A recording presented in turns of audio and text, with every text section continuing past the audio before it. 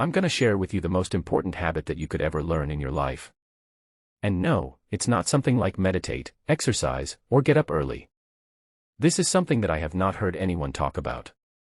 And I'm gonna tell you what it is by sharing with you a quick 2-minute story. This is Tom, and Tom has told himself that 2025 is going to be the year where he finally gets his life together.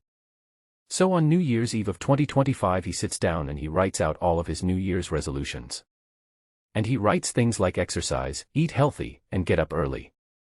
And as Tom is writing all this down, he is getting really excited and he almost feels all the newfound energy that he's going to have. And he even becomes proud of himself just for thinking of doing all these things. So the new year comes around and Tom starts off really strong. He's working out, he's getting up early, and he looks and feels a lot better. But one day, after a long day at work, he didn't really feel like going to the gym. It's not good to work out when you were tired, Tom would tell himself. So he decided to go home. And when he got home, he didn't really feel like eating that big bowl of salad. What he felt like eating was a great big juicy burger. And again, Tom told himself that, you know what, I've been working really hard over the past few weeks. I deserve a day off. And that's exactly what he took for himself. And over the next few weeks, Tom's good habits started to slow down. He started to sleep in a little bit, he would skip a gym session here and there, and then fast forward another few weeks and almost all of Tom's good habits are gone and he basically ended up exactly where started. Personally, I can totally relate with Tom, and I'm guessing at least some of you probably can too. And the question is, why did Tom not stick with his good new habits? And the main reason why most people don't stick with good new positive habits is because they don't possess the most important habit, which is something called commitment. And the definition of commitment is an engagement or obligation that restricts freedom of action. So that means you no longer have the freedom to do anything else once you commit to something. So you might be asking yourself, well, how do I really get this commitment thing? And there honestly isn't a really simple answer to this.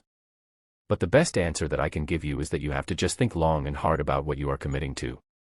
I'll give you an example. Let's say you currently lift weights 2 times per month and you tell yourself that you want to start to work out more.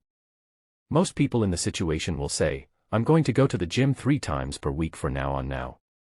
This may not seem like a ton, but this is actually a 600% increase from going to the gym 2 times per month to 12 times per month. And it's this drastic change that makes it really hard to stay committed. So this is what I would recommend. Instead of going to the gym 3 times per week, try going to the gym once every week for the next 3 months. And then once that becomes easy and it feels like it's just a part of your normal day life, like brushing your teeth, then go to the gym 2 times per week, and then do that for 3 months, then 3 times and 4 times, and so on and so forth. And I would also recommend just focusing on one new habit at a time. You can try doing a few at a time, but usually you will end up exactly like Tom. But if you really do feel like you can take on more, then go for it. But the key thing here is to always stay committed. It's really important to never ever go back in your commitments, because if you cannot honor your commitments, you simply won't get to where you want to go in life. Creating great habits is kind of like building a house.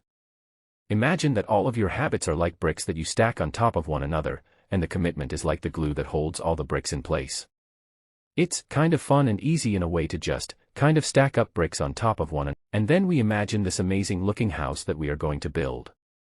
But without the glue, without the cement, that house will inevitably fall, and you will probably end up exactly where you left off.